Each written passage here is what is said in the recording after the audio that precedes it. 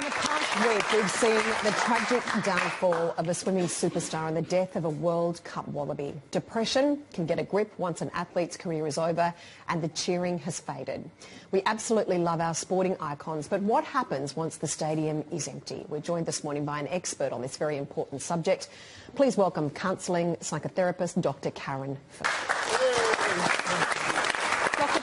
For joining us. Many people would say leave Grant Hackett alone, stop talking about him, and he needs privacy. But this is not just about Grant Hackett. This is about highlighting a much bigger issue in our society.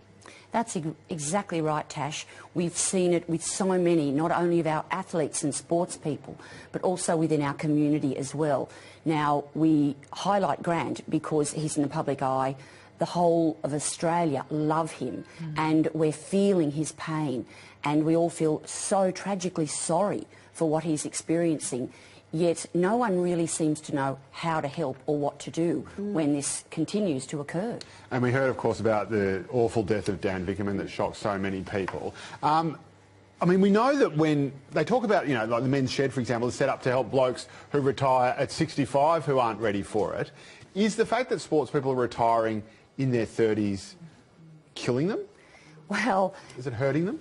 Our sports people are retiring in their 20s as well as their 30s. A lot of them try to come back and unfortunately aren't as successful as they wish to be.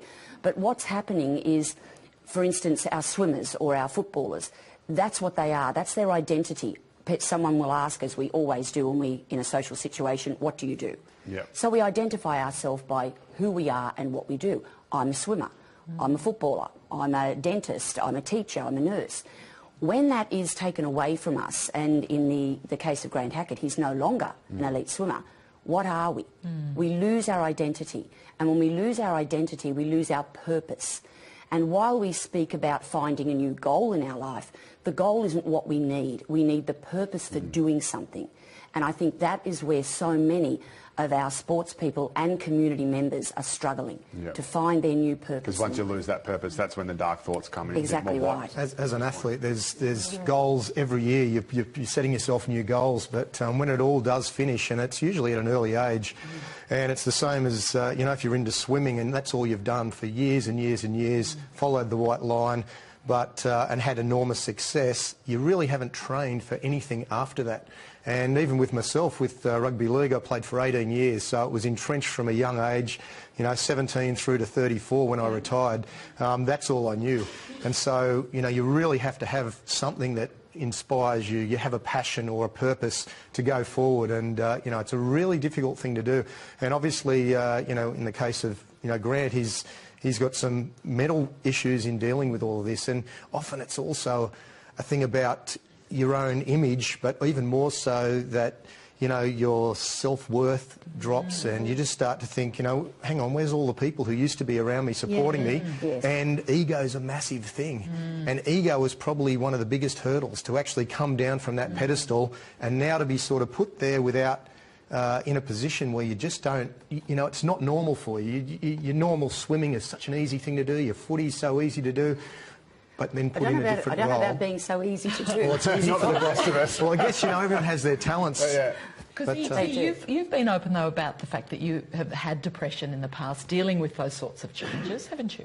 Yeah, well, I guess, fortunately, I sort of went straight into, I sort of constructed the fishing show. And my last year...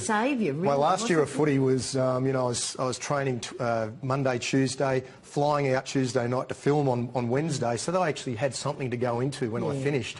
And, we've been doing the show now for 18 years, so it was a good thing and a passion of mine.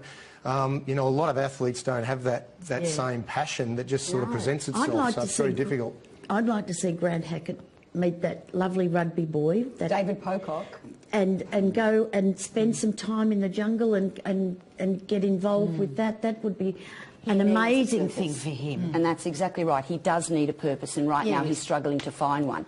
And as you mentioned just a moment ago, the fact that with our swimmers particularly, they usually start at quite a young age, perhaps 10, 12 years old, and they train for so many hours a week, and they're excluded almost from their friends and family. They have to often travel to attend coaches and clubs that will get them to the pinnacle, and they're isolated within that group, and that's their family. Once that group is gone, where are they? Doctor, do we need better support services to support the stars through transition? Because that's what, as Andrew just said, that's what they've known for their entire life. Yes. And that we need to have better funded services to support them.